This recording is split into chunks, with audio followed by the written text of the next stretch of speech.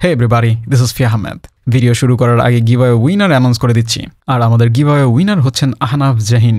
Congratulation Ahnaf, খুব শীঘ্রই giveaway gift আপনার কাছে পৌঁছে দেওয়া হবে। আজকে কথা বলবো আলট্রা লাইটওয়েট একটি গেমিং হেডসেট নিয়ে, যেটির মডেল হচ্ছে অ্যাসেন্ট এয়ার। এই হেডসেটটির বর্তমান বাজার মূল্য হচ্ছে ৩৩০০ টাকা। হেডসেটটি পাঠানো হয়েছে ইজি গ্যাজেটস থেকে। আপনারা চাইলে ওনাদের অফিসিয়াল ওয়েব পেজ থেকে হেডসেটটি পারচেজ করতে পারেন। ওনাদের ডিটেলস ডিসক্রিপশনে দেওয়া থাকবে। এই হেডসেটটি মূলত ইজি গ্যাজেটসের নিউলি লঞ্চ করা অ্যাসেন্ট ব্র্যান্ডের। সো তাদের এই নতুন ব্র্যান্ডের নতুন হেডসেটটি কেমন তাই নিয়ে আলোচনা করব আজকের ভিডিওতে। হেডসেটটির box simple and unboxing experience also simple. বক্সটির মধ্যে থাকছে একটি ইউজার গাইড, একটি carrying pouch, audio splitter, extra pair ear cups, braided USB-C to 3.5mm cable and 3.5mm to USB adapter. থাকছে ডিটাচেবল মাইক্রোফোন অ্যান্ড হেডফোন। হেডসেটটি mostly black, তবে হিঞ্জের মধ্যে দুইটি কালার অপশন রয়েছে, রেড অ্যান্ড সিলভার।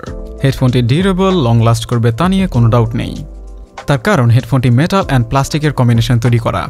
হেডফোনটি flexible, so headband ভেঙে যাওয়ার সম্ভাবনা নেই বললেই চলে। হেডসেটটি 202 গ্রাম, যা খুবই লাইট ওয়েট, যার জন্য হেডসেটটি হাতে নিলে কিছুটা চিপ ফিল হয়। তবে হেডসেটটিকে লাইট ওয়েট অন পারপাস করা হয়েছে। এতে করে যেমন নেগেটিভ সাইড রয়েছে, তার পাশাপাশি পজিটিভ সাইডও রয়েছে। হেডসেটটির ডিজাইন মোস্টলি HyperX Cloud আলফার মতো বা ইন্সপায়ার্ডও বলা যায়।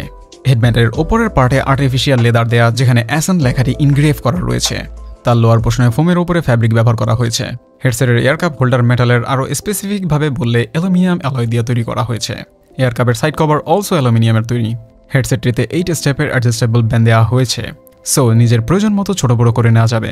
আর এই হেডসেটটি অলমোস্ট বড় ছোট সকল ধরনের হেড সাইজের জন্যই সুইটেবল। হেডফোনটিতে মাইক্রোফোন মিউট করার জন্য ডেডিকেটেড সুইচ দেওয়া হয়েছে। তার পাশেই রয়েছে ভলিউম কন্ট্রোল করার জন্য হুইল, যা দ্বারা হেডফোনটির ভলিউম কন্ট্রোল করা যায়। তবে এই হুইল দ্বারা অপারেটিং সিস্টেমের ভলিউম কন্ট্রোল হয় না।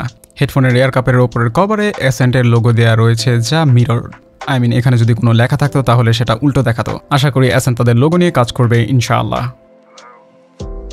হেডফোনটির মধ্যে 53mm ড্রাইভার দেওয়া হয়েছে, যা এই প্রাইজে সত্যি অবাক করার মতো বিষয়। ড্রাইভারটি 20 থেকে 20,000 হার্জ পর্যন্ত ফ্রিকোয়েন্সি রেসপন্ড করতে সক্ষম। অ্যান্ড হেডফোনের এয়ারকাপ রিপ্লেসেবল, ইভেন সাথে এক্সট্রা এয়ারকাপও দেওয়া হয়েছে, যা এই প্রাইজে সত্যি ইমপ্রেসিভ।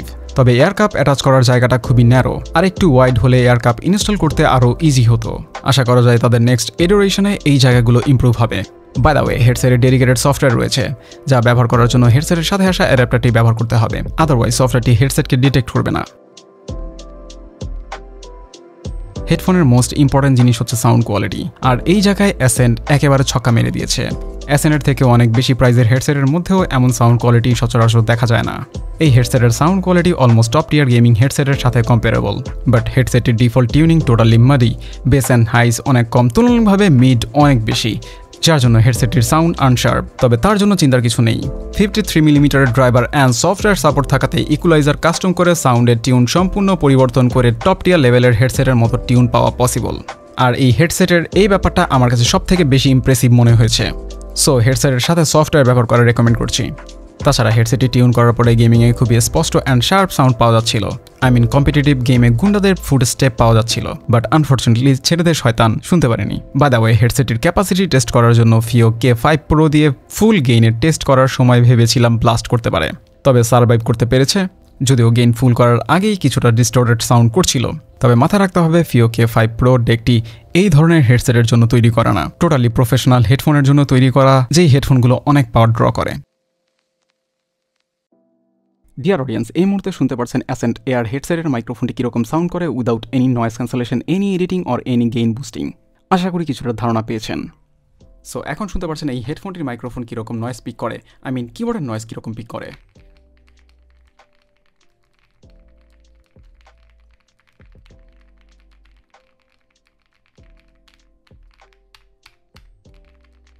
ডিয়ার অডিয়েন্স, এই মুহূর্তে শুনতে পারছেন অ্যাসেন্ট এয়ারের হেডসেটটির মাইক্রোফোন কীরকম সাউন্ড করে with noise cancellation, with equalising, with gain boost, with everything I have goat.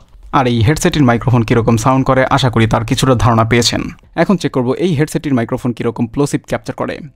Peter Parker pizza আনতে পারে নাই, পিটার পার্কার পিজা আনতে পারে নাই, পিটার পার্কার পিজা আনতে পারে নাই, পিটার পার্কার পিজা আনতে পারে নাই। ওকে, শুনতে পারলেন এই হেডসেটটির মাইক্রোফোন কীরকম সাউন্ড করে, আর আমার মতে এই হেডসেটটির মাইক্রোফোন এই প্রাইজে দি বেস্ট মাইক্রোফোন ইয়েট বলা চলে। হেডসেটটি লাইট ওয়েট হওয়াতে চিপ ফিল হয় বলেছি, তবে তার কিছু অ্যাডভান্টেজও রয়েছে। লাইট ওয়েট হওয়াতে ঘন্টার পর ঘন্টা ব্যবহার করার পরেও আনকমফোর্টেবল ফিল হয় না। তাছাড়া হেডসেটের ক্ল্যাম্পিং প্রেশারও ঠিকঠাক আছে, যার জন্য লং টাইম ইউজ করার পরেও কানের ওপরে প্রেশার ফিল হয় না। ইভেন এয়ার কাপের ফোমগুলো ঠিক হওয়াতে কানের সাথে লেগে থাকে না।